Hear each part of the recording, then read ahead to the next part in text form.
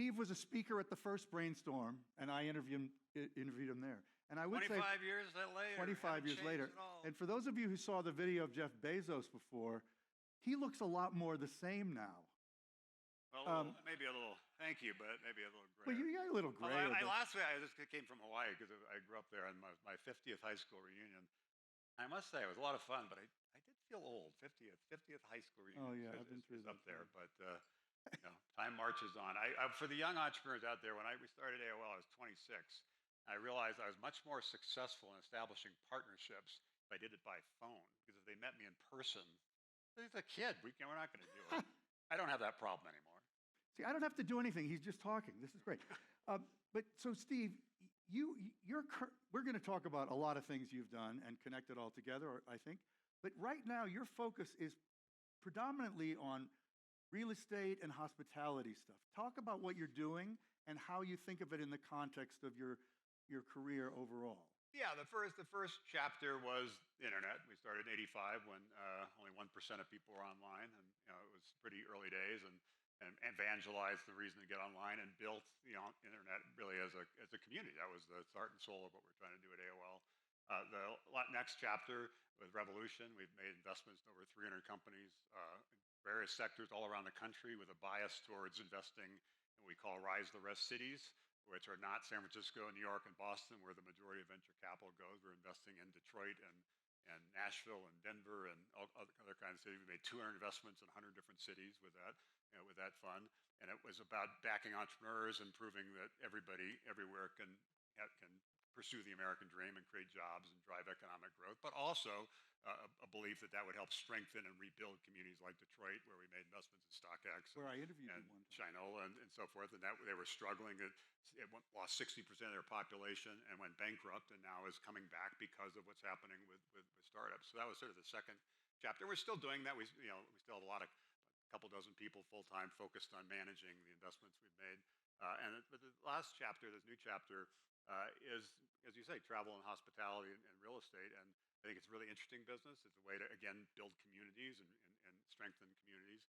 But I also think, I agree with what Barry Dillers said recently when he made an offer to buy MGM. It's one of the few businesses that AI won't disrupt. I think in a world where the people are more digital, already true, and it will become even more true, people will value real people, real places, real experiences, like gathering at an event like this. And in Aspen, land values will go up. And so we have two parts of it. We have a company called Exclusive Collective, which owns 3 companies: Exclusive Resorts, which is a club; Inspirato, which is a membership service; and One Fine Stay, which is sort of a luxury version of, super luxury version of Airbnb. We have 25,000 high net worth members of that collective, and just trying to eliminate friction. Some of we heard in the previous conversation, in a world where people have limited time, make sure they can trust us to make sure they never make a mistake when they're traveling. The other side, both in Hawaii, which is where I'm from, and in Costa Rica, we're doing a lot of development in Costa Rica. We have a 600-acre peninsula. We're master planning, opened the first hotel at Waldorf just about a year ago. It's a blue zone. We think Costa Rica is a really hot market for a variety of reasons. And being able to take a peninsula is almost like a blank canvas, and what do you do with it to create something really unique and special is interesting. And then in Hawaii, I've bought now 60,000 acres on 2 islands, Maui and Kauai. On Kauai, we're building thousands of homes. Our goal is 5,000 homes in the next 5 years to deal with local people, for local families, to deal with the affordability issue there. And on Maui, we're doing some things. We own the Kapalua Resort, so doing some things on the luxury sector, but also spending a lot of time taking 6,500 acres that for a century grew pineapples and created a lot of jobs on Maui, and had to exit pineapple business 15 years ago because they couldn't compete with other countries, and started planting agave. And our goal is to build the largest agave farm in the country, and then build an agave spirits business around that, kind of like a Patron that's homegrown in Maui. And that's important because that uses that land productively. It doesn't use much water. It actually amenitizes land, because it kind of looks like a Napa Valley when it's fully developed, and also can be a new leg in the Maui stool. And the land that doesn't get used productively runs the risk of fires, and you saw that on Maui with Lahaina. That wasn't specifically related to the land. It was more, there were some electrical issues, but how do you use the agricultural land productively? So it's a mix of luxury hospitality businesses and real estate businesses, and I just think it's kind of where the puck is going and where a lot of opportunity is, and that will accelerate with AI. Cool. And I mean, it's true. The existence of events like this, the profusion of events like Like this, you started. is a proof point for the same idea. I think that people still really want to do things in the real world, and maybe more so because we're so focused on our screens so much of the time. We saw that with COVID. I think it was a reminder to people the value of being the connectivity of real people in real places. Yeah. So to the unintended consequences of tech revolutions, you kind of uniquely in the internet generation you've always been located in Virginia. You're deeply connected to the DC ecosystem. You know people. You've always had a very nonpartisan approach to advocacy and in informing leaders. Oddly, you've employed both Ron Klain and J.D. Vance. Right. I mean, that really gives you a bipartisan cred right there. So how do you look at what's happening now, which I think many of us would say is a truly bizarre intersection between government and tech? For so many years we said, oh, there should be more communication, Right. and now there's this weird sort of melding that doesn't always feel so good. Well, taking a step back, with the early days of the internet, the government played a central role. And without the government, the internet wouldn't exist, or at least the United States wouldn't have led the way. We, through DARPA, Defense Agency, invested in the core technologies that created the internet. The FCC mandated the phone companies provide open access, which allowed companies like AOL to even exist. If it had been closed systems, that wouldn't have happened. Judge Green broke up the Ma Bell, monopoly phone company, created regional companies to create competition, drive down communication. And if that hadn't costs. happened, you could never have done it. When we launched, it was $5 an hour to be online. You know, not going to be a mainstream service. You needed to have competition to drive down costs. So a bunch of things, and then Congress passed legislation to essentially commercialize the internet. When we actually started AOL, it was illegal for consumers or businesses to be on the internet because that was designed to be for government agencies and educational institutions. So the government played a pretty central role in making that happen, and then decided to kind of take a light touch approach. It grew pretty slowly. Well, from the day we started in 95 to the day we went 85, the day we went public in 92, we had in 7 years 184,000 customers. So it was slow going, and then 7 years later, it was like 30 million customers, and it went from a $70 million market cap when we went public, raising $10 million, not 75 That was money billion, then. but $10 million to end up being 160 billion when we did the merger with Time Warner. So it grew really slowly, which allowed it. We called that an acquisition. Yeah, we were fortunate at the time. I know. We're back together again. And so the light touch worked for the most part because the internet grew slowly. So now fast forward to AI. At one level, AI has grown very slowly because the AI technologies, as you know, are older than the internet. Really 70, 75 years ago when people started talking about AI. It just took 70 years, and particularly ChatGPT, that kind of was sort of that Netscape moment that really kind of put it on the map. And I mentioned how slowly we grew. That grew, I think, 100 million users in the first 90 days. So as a result, it's suddenly a big deal, and it's already pervasive, which is putting a pressure on governments, not just in this country, but around the world. What do you do about this? And obviously, there are huge benefits, and we've seen that in some of the companies we've invested in, like Tempest in the healthcare sector and other things. Huge benefits, but also risk. And how do you strike the balance? My view is it's in the messy middle. That to argue that this is so risky that you need to essentially slow it down or hobble its development, which is sort of what the European Union approach has taken. Worry more about what might go wrong than what might go right, would really limit the growth of AI, the innovation in AI, and America's lead in AI in a world, obviously, where China and others are trying to take us on. The flip side, though, which I suspect some in the audience would say, that this should be left alone. We should do whatever we want. Just sort of let it rip seems reckless and irresponsible because there are risks. So how do you strike the right balance? How do you figure out how to let the good stuff happen? America lead the way.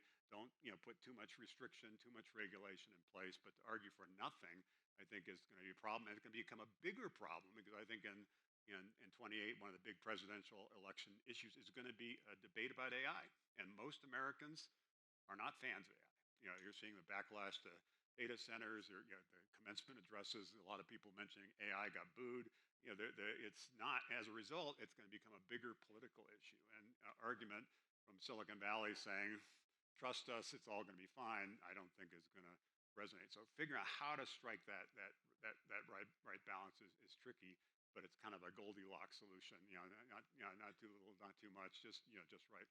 Yeah, because that nuanced kind of understanding you just described really doesn't seem to be prevalent in Washington at the moment, for the most part. Well, it lurches. I'd say the Biden administration, where Ron Klain was the chief of staff for President Biden, put some kind of Oh, yeah, that was rules of the road around AI that were viewed by some of the innovators as somewhat restrictive. Well, much less restrictive than what the EU was doing, but still somewhat restrictive. And the Trump administration has basically said, kind of let her rip. And recently, in the last week or so, did put out some voluntary guidelines because they realized that probably wasn't going to result in the right solution.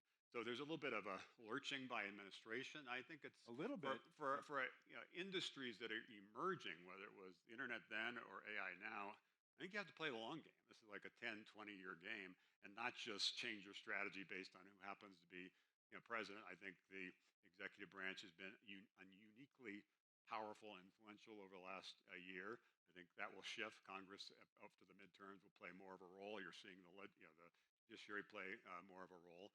So I think it will become a little bit more of the balance of power that it's supposed to be. And so I think people just need to be careful not to just kind of play based on the current rules, assuming those rules are going to be in place, because the rules are going to change, and better for you to be in the room where it happens to make those rules and figure out how to strike that right balance, which is tricky to do. And even on issues, I've been super passionate around open access in the early days of the internet. I've been super passionate about open source and AI. I believe in competition. I don't want big tech to get bigger. I believe in innovation. Want to kind of let thousand flowers bloom, more startups, et cetera. But at the same time, I do recognize there's risk with open source. There are serious concerns around bioterrorism, national security, competition with China. So these things are complicated. And to just take a simplistic kind of 40,000-foot view I think is a big mistake. You have to understand where the puck is going. You have to understand where the country is and society is, and be listening carefully to what's happening and figure out a way to kind of knit that compromise together. Okay. But one of the new friends I've made at this conference, who's a young AI entrepreneur, was arguing to me yesterday that, yeah, it's really great. Trump is going to help these hundreds of billions of dollars worth of AI infrastructure get established in the United States, and then we need a Democratic administration to come in afterwards to figure out what regulations we ought to have on top of that. So that's a little bit of... That may be the case. And then there is definitely, and there should be kind of a shift in policy when either the White House changes or Congress changes. At the same time, just trying as a nation not to be lurching and try to set rules of the road that can last, for 10, 20 years, and companies and investors know what the rules of the road are, and other countries kind of know how we're playing it, is a better approach. So it's tricky to get there, but I think it's really necessary. It's good to hear that you have a sense that we aren't going to just lurch forever. So thank you. Well, I hope we aren't. I've said in Washington, I've lived there now 40 years, that it seems gets super more and more hyper partisan, and I think at some point the fever will break, and we'll figure out a way to get back together and really get stuff done. It seems to be getting harder, not easier, but at some point the fever will break. I do want to hear from you also. Get your hands ready. But one thing I want to make sure you say on stage that you said to me as we were prepping, you think we will eventually have what you called before an FDA for AI. Yeah, I'm not calling for it, but I think it's inevitable.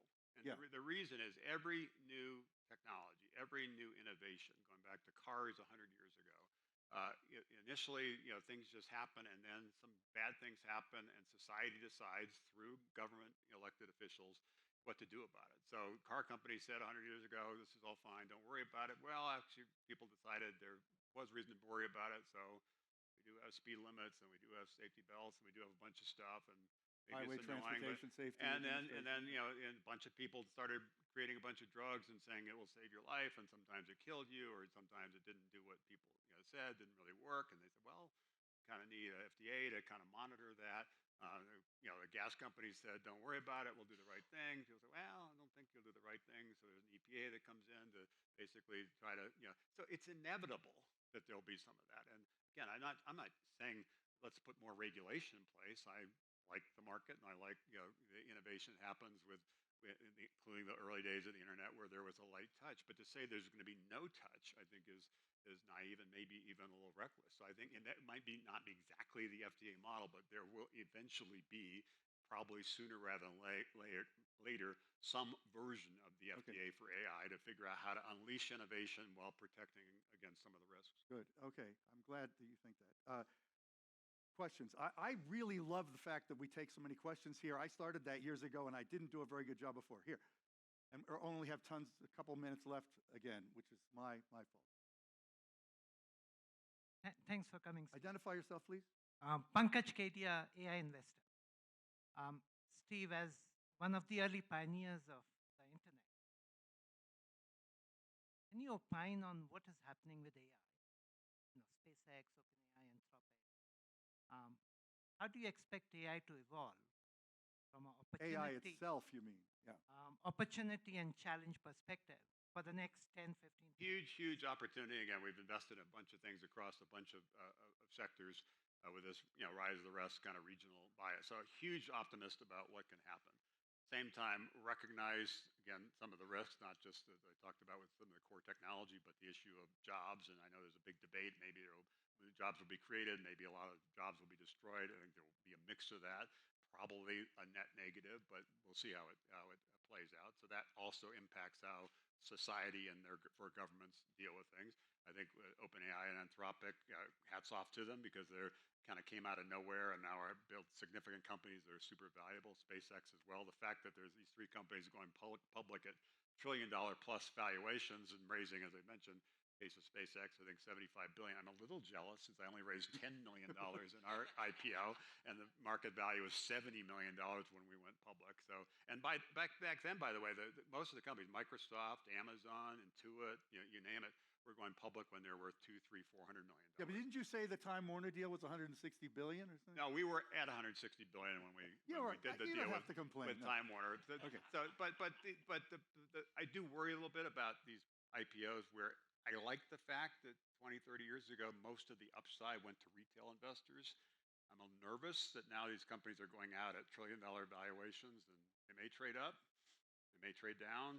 On balance, I think there's some, and I was a big advocate and worked hard on the Jobs Act to make it easier for companies to go public and crowdfunding and a bunch of things. So, but I'm a little nervous that the retail investors may be left holding the bag. The clock is really okay. If you have a question, Alexei, we'll hear you from you. Hey, Alexei Rezkovic at Fortune. I'm curious, with the benefit of hindsight, Section 230, do you think it was a good thing, a bad thing, and do we still need it? I was a big advocate of that for those who don't know. Great question. It was basically a decision that was made probably now 30 years ago that the internet providers like AOL were not responsible for essentially the content, that was treated more like a utility than as a publisher.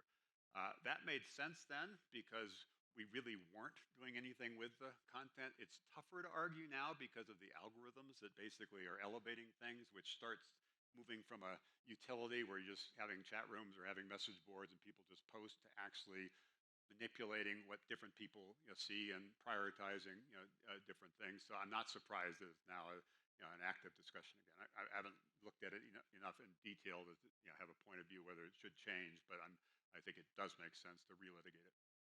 Thank you so much for your thoughtful approach. Thank you, and thank you for getting this conference started 25 years ago. Good to see all of you.